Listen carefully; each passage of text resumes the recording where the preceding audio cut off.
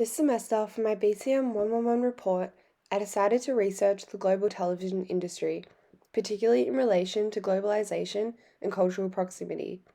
I decided to continue with that topic for this presentation, focusing on the mass production and consumption of United States television and the effects that transnational television has on other cultures.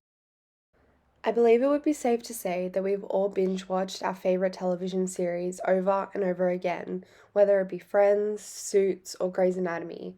The common thread being that all these shows were made and produced in the United States. To put this into perspective, an IBIS report shows that the revenue of the US television market as of 2021 is $46.5 billion. With the majority of TV shows I love being produced by the US, I questioned if cultural proximity was still relevant, or if the US television market's domination of the television industry meant that other countries prefer to watch series created by different cultures. The US dominance of the television industry raises concern as to whether the flow of television across borders is diminishing cultural proximity and cultural diversity. For instance, an article from Sage Open found that Chinese viewers preferred American television over television which resembled similarities to their own culture. This can be drawn back to globalization, the idea that the development of technology allows for interconnectedness and shared interactions between people and cultures across the globe. This concept emanating both utopian and dystopian views. Anthropologist Arjun Appaduri frames this concept of transnational media flow through what is called the 5 Scapes of globalization.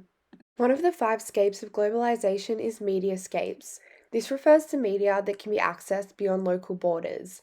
This has become accessible through streaming services, but also global television events that are aired and viewed worldwide, such as the Olympics and royal weddings. US television series are viewed and accessible in multiple countries and saturate the television market. This allows for television produced by the US to be familiar to different cultures, despite the shows crossing international borders. This is especially relevant to English-speaking countries such as the United Kingdom and Australia. I'm sure any fan of Friends would argue that it is a highly relatable show despite its New York setting.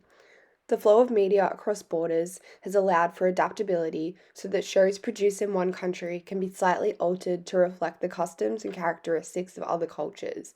In particular, an article from Poetics Journal examined a Spanish television series being adapted in the US and Italy. These adaptations included altering cultural aspects to fit each country, such as inserting a country's national flag into a scene. Another example of Appaduri's scapes is Ideoscapes. This refers to ideas and ideologies flowing between borders. In the context of television series, a number of shows emanate certain ideologies that can be understood transnationally. Story uses the term ideological forms, which depict how the world is viewed through a text, or in this instance, a television show. For anyone who hasn't watched the US medical drama Grey's Anatomy, showrunner Shonda Rhimes is known to present a particularly raw and confronting view of the world. She addresses ideologies relating to racism, sexual assault, gender inequality, and mental health. Despite the US production of this television series, the themes it addresses are universal and allows for the show to be accessible to other countries despite cultural differences. The flow of media across borders would not be what it is today without technology, which introduces the next scape, technoscapes. This refers to the way in which technological advancements aid transnational media flow. The introduction of international streaming services, the development of smartphones, and broadband creating high-speed internet access allows for television shows to be aired, viewed, and premiered in multiple different countries across the globe. Social media also plays a part in this, allowing people watching the same show the ability to connect from different parts of the world. With the information presented in this video, there is a clear connection to Marshall McLuhan's concept of the global village, the idea that the development of technology and the shareability of media is bringing all cultures of the world together.